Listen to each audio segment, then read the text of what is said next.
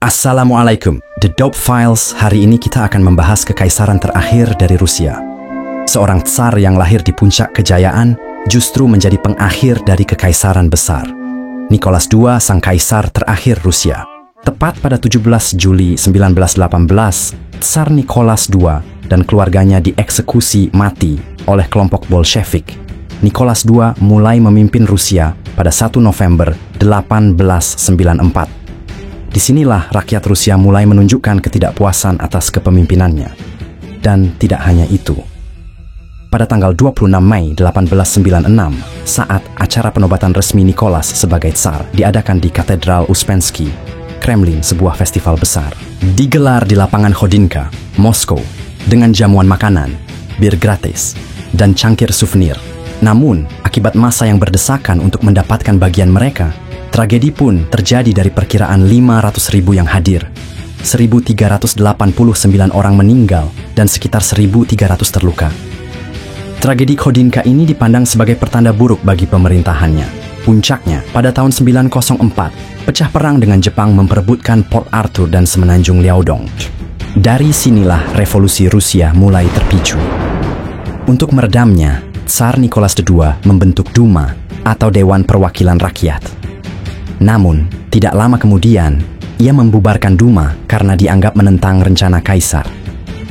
Kondisi semakin memanas, ketidakpuasan rakyat terus meningkat, hingga akhirnya mendorong gerakan revolusi Bolshevik yang dipimpin oleh Vladimir Lenin. Ketika Perang Dunia I berkecamuk, Nicholas memimpin Rusia ke medan perang, menyebabkan kelangkaan pangan dan jatuhnya semangat para tentara akibat kekalahan demi kekalahan dari Jerman. Situasi yang semakin kacau akhirnya meledak menjadi revolusi pada Maret 1917 di Petrograd, kini dikenal sebagai Saint Petersburg. Inilah awal dari keruntuhan takhta kekaisaran Rusia, sekaligus mengakhiri dominasi dinasti Romanov yang telah berkuasa selama 300 tahun. Setelah lengser dari takhta, Nicholas II berusaha mencari suaka ke Inggris. Saat itu, Raja Inggris George V yang masih keluarga dan merupakan sepupu Nicholas II menyatakan bersedia memberikan suaka. Namun, pemerintahan Inggris enggan memenuhi janji tersebut. Pada 19 Maret 1917, meskipun Inggris sempat menyarankan agar keluarga kerajaan Rusia pergi ke negara yang netral, permintaan ini ditolak. Kabar tentang suaka untuk keluarga tsar memicu kemarahan partai buruh dan kelompok liberal. Bahkan, beberapa politisi menilai kehadiran Tsar Nicholas II di Inggris dapat merugikan pemerintahan.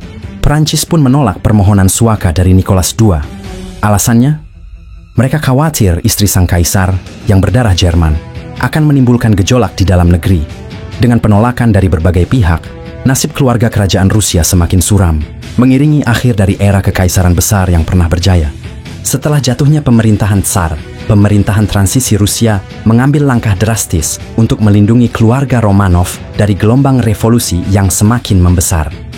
Demi keamanan, keluarga kerajaan dipindahkan ke kota Tobolsk, sebuah kawasan terpencil di pegunungan Ural. Dari sinilah kegelapan dimulai.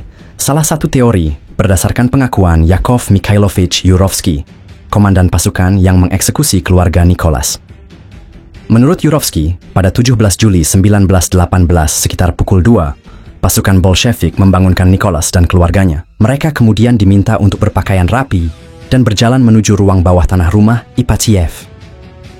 Awalnya, para tentara mengklaim bahwa mereka hanya akan mengamankan Nicholas mengingat pasukan anti-Bolshevik yang semakin dekat dengan Yekaterinburg. Bersama Nicholas, di ruang bawah tanah itu hadir istrinya, Alexandra, serta anak-anak mereka, Olga, Tatiana, Maria, dan Anastasia, 3 pelayan, dan dokter pribadi keluarga. Tanpa diketahui Nicholas, sepasukan eksekutor telah disiapkan di ruangan terpisah, semuanya di bawah komando Yakov Yurovsky.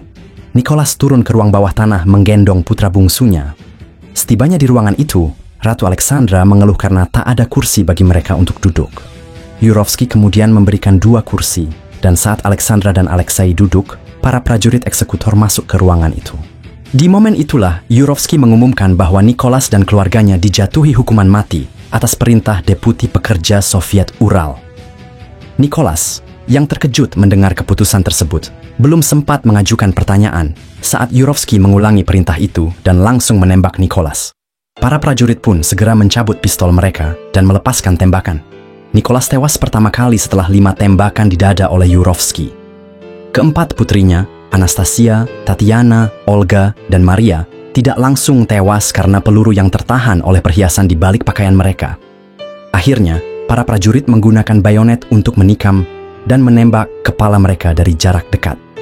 Setelah semua dipastikan tewas, jenazah keluarga Nicholas II dimakamkan di kuburan tanpa tanda di luar Yekaterinburg. Baru ditemukan pada 1991, melalui penggalian dan identifikasi DNA, jenazah mereka dipindahkan ke pemakaman kekaisaran di Saint Petersburg pada Juli 1998 setelah Uni Soviet runtuh. Meskipun tubuh mereka ditemukan dan dimakamkan kembali, kenangan tentang tragedi tersebut tetap tak terlupakan.